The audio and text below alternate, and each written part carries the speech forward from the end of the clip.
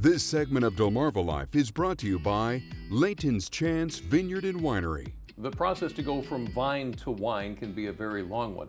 It's one that's been fine-tuned over the millennia, but in the more than 10 years the vintners at Layton's Chance Vineyard and Winery have been bottling their brand, they've managed to perfect the art. Or, as owner William Layton calls it, art and science, a science that has spawned some new technology in winemaking.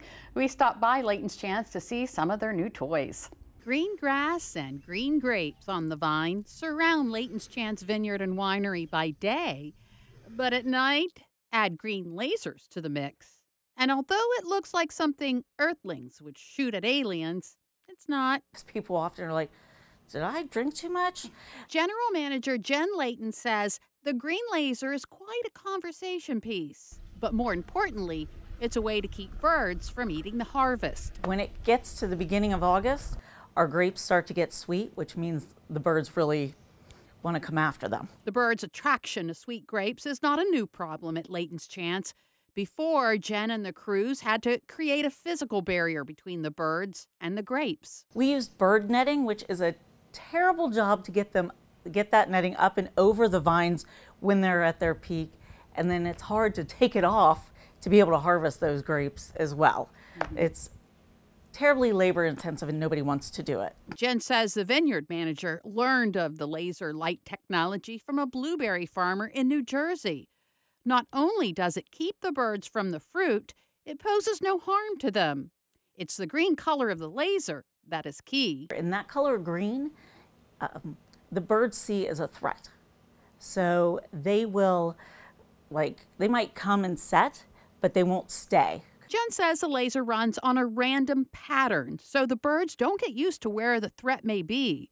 2 lasers arm the vineyards here. One that does our front vineyard, and then one that does the back vineyard. Jen says it's easy to see the lasers are doing their job. I've seen where they've gone to try and settle in the first vineyard.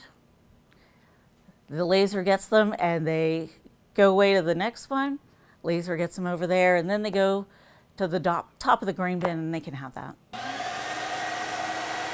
But that's not the only technology employed at Layton's Chance. This is a Go fermenter. It too cuts down on labor-intensive tasks. Before this, we would use an open-top bin, and we would put the grapes and the skins and the juice in there. So the skins tend to float to the top, and they would dry out. So you've got to go through 3 times a day and push the skins down into the juice. This is the process where you might see someone stomping grapes. Most people don't do that anymore, though some wineries and places still do. But I would use a big paddle to do that. Really, really hard work. The basis is the plastic bag here, and we would fill this up with wine. This will actually hold an entire ton of grapes, 2,000 pounds worth of grapes in this bag here, which is pretty amazing. This is the airlock on top, because when it's fermentation, fermenting, it's producing a lot of gas, and that's all got to be vented out the top, or else the bag would explode. So that's important. And then this is the control box. It's computerized. It's what hooks to wirelessly. We can set on here how often we want to do the compressions in there, how strong we want them to be, and then it's got a blower inside that actually controls that and blows this bag up. So it'll also take the temperature of the wine, so that we know exactly what temperature is. Again, for fermentation, that's really important. It controls how fast or slow the fermentation is going through. Another advantage to the Go fermenter is all the grapes are sealed inside, meaning the fruit flies stay out. The art of winemaking dates back to 5000 BC, and the process hasn't changed much since then. But in the 21st century, at least at Layton's Chance, technology has streamlined the process from the grapevine to the glass. And you know, William and Jen spend a lot of time educating their customers. Each Wednesday, they do a Facebook session called Wednesday Wining, spelled W-I-N-I-N-G. I won on Wednesday, but it's not the same thing. It's just not the same thing. Layton's Chance has a beautiful outdoor area for relaxing, enjoying wine as well. And guess what?